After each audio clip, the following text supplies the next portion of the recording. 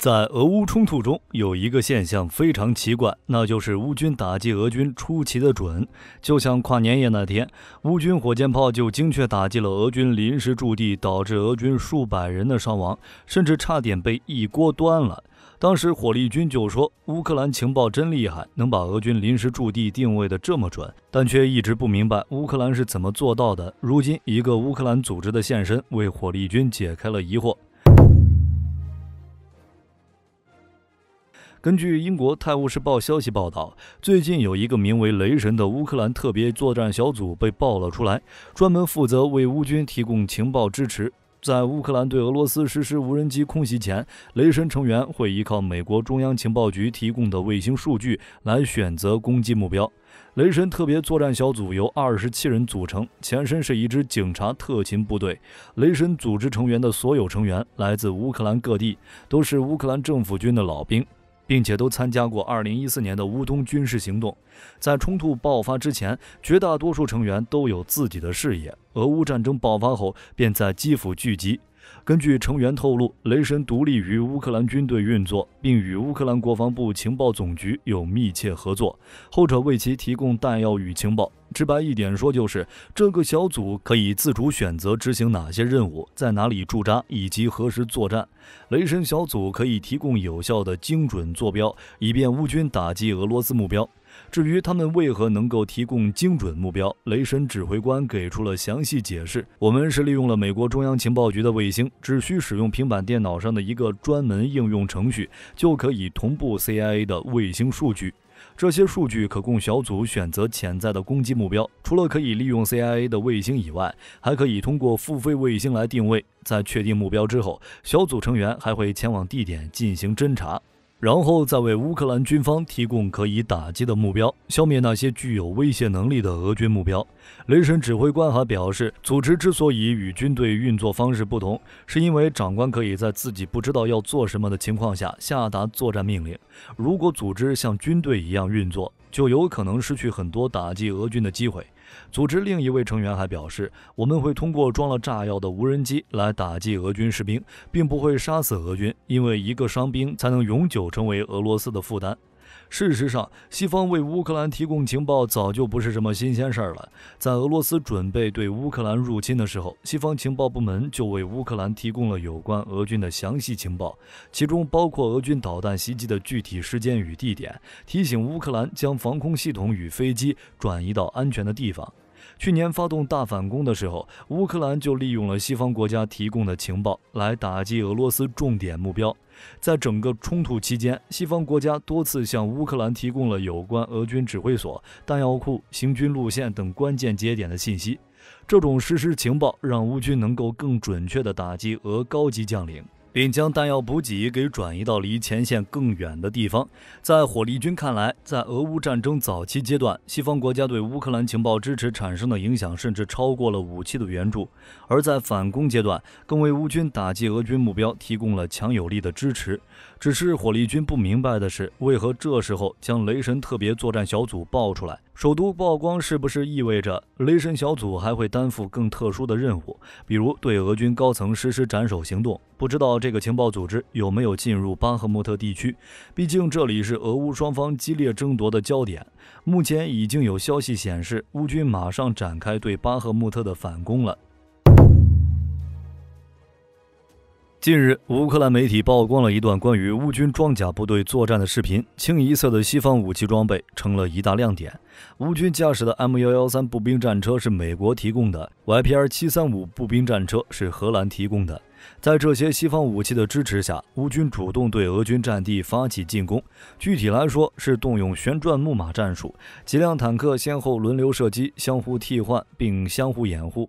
为了防止被俄军摧毁，每辆战车只会在反坦克武器的破坏区进行短暂攻击。乌克兰媒体声称，在美国及其盟友的援助下，乌军武装部队的装甲力量正在迅速复苏，很快就有能力和俄罗斯装甲部队重新抗衡了。乌军已经将数百辆西方坦克、装甲战车和其他车辆运到巴赫穆特的恰索夫亚尔，同时在恰索夫亚尔地区积累强大的预备队。一场激烈大战就要打响，不知道俄乌双方会鹿死谁手。目前，瓦格纳已经控制了巴赫穆特70%的区域。经过俄军不计后果的进攻之下，俄军前线部队距离巴赫穆特市中心仅剩下最后500米距离。一旦攻克这个标志性的地点，无疑宣告俄军在巴赫穆特的战斗基本成功。但不得不说，这赢得最终胜利的最后一步，对俄罗斯来说才是最困难的。要知道，早在1个月前，俄军就已经推进距离市中心1700米的距离了。经过1个月的残酷战斗，也仅仅向前推进了1000米。随着乌军进一步收缩集中兵力，在楼房、巷道里面和俄军逐屋的进行战斗，俄军接下来的推进时间和战斗伤亡都将大大增加。5万多瓦格纳雇佣军和俄军正规军部队，虽然每天都在发起猛烈进攻，最多的时候甚至一天就能够发起20多次的攻击行动，但巴赫穆特残余的1万多乌军依旧在猛烈抵抗。双方的战斗依旧十分激烈，俄军现在每想要前进一步拿下一个据点，都要和乌军进行惨烈的血战和残酷的巷战。战斗虽然残酷，但双方也开始稳定下来，而稳定的状态就是俄军无力再发动大规模进攻，乌军抵御也开始有些疲惫。现在就是双方都僵在这里了，但俄乌目前的状态只是暂时的，因为双方都在蓄力。但乌克兰陆军司令亚历山大·希尔斯基宣布，在经历4个月的坚守之后，乌军很快会对巴赫穆特来一场大反攻。这位陆军司令是俄乌开战1年多来让俄军最头疼的人物。作为乌军阵营中仅有的2名上将指挥官，希尔斯基指挥了基辅保卫战，策划了哈尔科夫反击战。这2场局部战役在很大程度上改变了整场俄乌战争的走向。现在他表示乌军要反攻了，这也是继泽连斯基7天前视察巴赫穆特前线之后，乌军方高级将领第一次明确提出反攻。那乌军在巴赫穆特一线集结了多少兵力？这场巴赫穆特攻防战又会如何影响俄乌战事接下来的走向呢？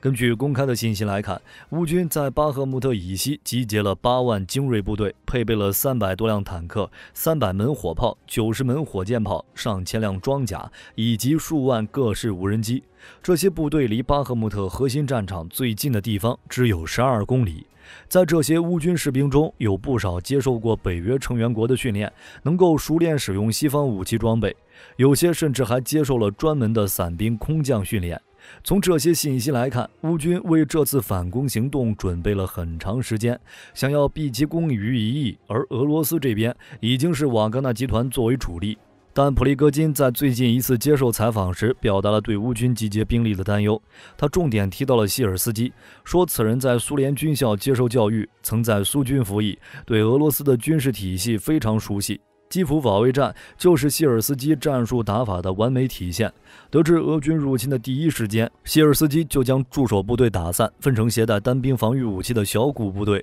前往基辅郊区埋设地雷，层层狙击俄军的装甲部队，并且取得了相当好的效果。同时还安排第72机械旅死守安东诺夫机场，这也导致首批俄军空降兵没能占领炮弹，10余架载满俄军士兵的运输机被迫返航。这一系列看似被动的操作，在俄乌开战48小时内瓦解了俄军控制基辅的计划，也直接导致俄乌冲突从一开始西方预计的几天几周拖到了如今的1年多。这就是为何普利戈金会对希尔斯基忌惮的原因。他说，如果我们不重视对手，被希尔斯基抓住弱点，就有可能被打得满地找牙。如果俄军在巴赫穆特战败，之前占领的乌东4地也将拱手相让。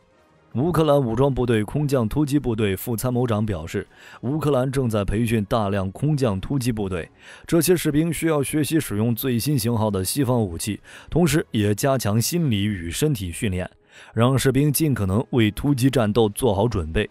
这一迹象表明，乌军很可能会对俄罗斯境内的别尔哥罗德发动直接攻击。如此一来，既可以减轻前线乌军的压力，又能为俄军带来恐慌。但乌军想要彻底夺回巴赫穆特，也存在一个巨大的变数。泽连斯基不止一次向西方表示，乌军现在最大的问题不是缺人缺装备，而是缺少弹药。更具体一点说，是能为反攻提供掩护的炮火支援。西方给乌克兰提供弹药的速度还要更快一些。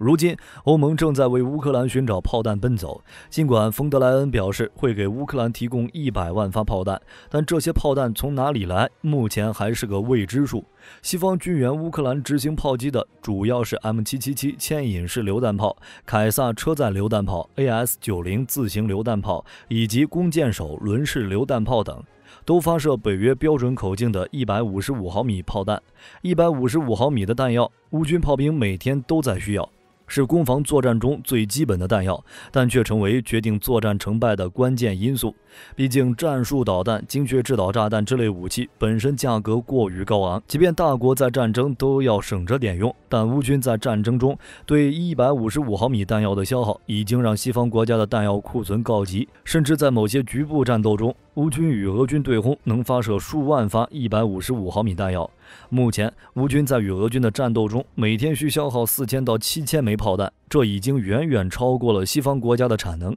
也就是说，即便北约各国军工厂开足马力，生产线上下来一批就送到乌克兰，乌军依旧不够用的。捷克总统彼得帕维尔把话说得更直接，我们没有足够的原材料，也没有那么多技术工人，即使有苏制炮弹的生产线，也没办法全速运行。可以这样说，仅仅依靠北约国家自己生产弹药，已经完全跟不上乌军的消耗，甚至一些国家的军队部队都受到了波及。之前就有乌军指挥官表示，只有在西方国家提供精确情报之后，乌军才会选择海马斯之类的精确制导武器对俄军发动打击。一方面，这预示了西方国家为乌克兰提供情报支持；另一方面，也说明乌军在炮弹补给方面遇到了非常大的困难。除非必要，否则绝不浪费弹药。目前，英国外交部与情报部门在内的多个机构正在全世界范围内帮助乌克兰寻找可用的弹药。英国甚至还出动了特种部队，这是一支由12名特种空勤团士兵组成的队伍，在情报人员和外交官的陪同下，对那些拥有俄制武器的国家进行筛选，来寻求可供乌军使用的炮弹。这些人甚至会伪装成了武器买家，携带大量的现金，直接从黑市上进行采购。埃及、约旦以及哈萨克斯坦等国都曾出现过他们的足迹。如果乌军能够解决弹药问题，就有可能在战场炮战中取得优势，甚至能对俄军进行毁灭性打击。而这一点就需要西方国家努力了，你们觉得呢？好了，本期内容就到这里了，我是火力军，咱们下期再见。